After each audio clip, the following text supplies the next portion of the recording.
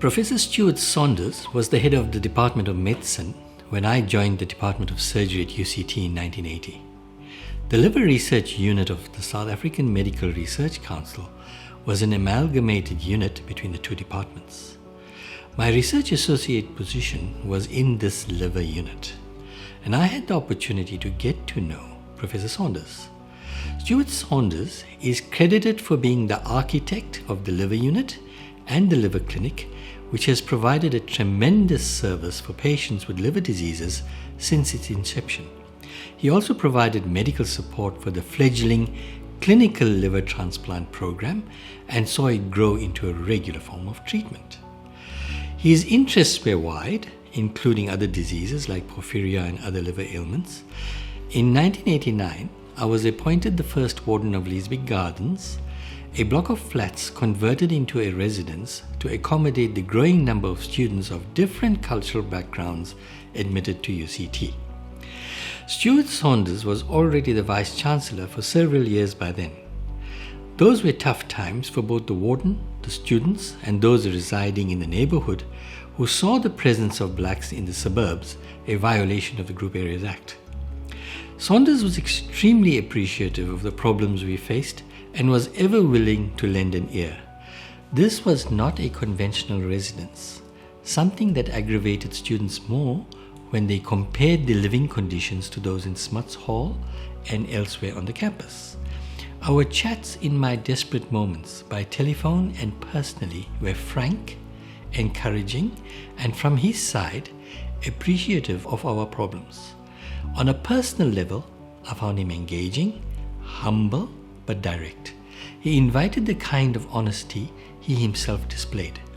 Not everyone was pleased after meeting with him on residence issues, is what I can remember. Sometimes with some amusement, ask those students to behave themselves at their party tonight may not be appreciated in today's climes. Professor Saunders and I crossed paths fairly often at a variety of functions. He attended my inaugural lecture and made a special effort to congratulate me and wish me well before the lecture, warm and encouraging as ever. He was widely read, and we had several discussions about books, politics and ideas when we could, the last time being about 2 years ago at a private dinner. I remember Professor Saunders being extremely worried about the arrest of a former South African doctor, Cyril Karabus, in 2013 in the United Arab Emirates on a manslaughter charge in 2002.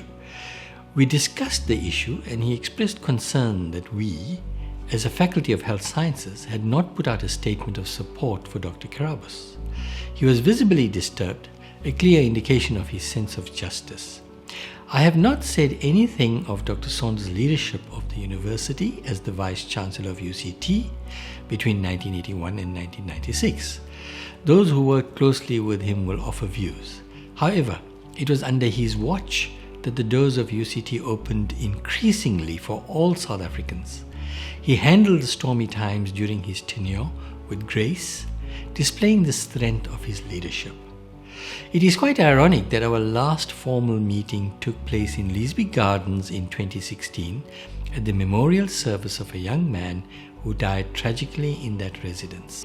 Whilst I represented the Vice-Chancellor's office, Professor Saunders was there in loco parentis to the young deceased, a young man of a very poor background. That was the mettle of the man, Stuart Saunders. May he rest in peace.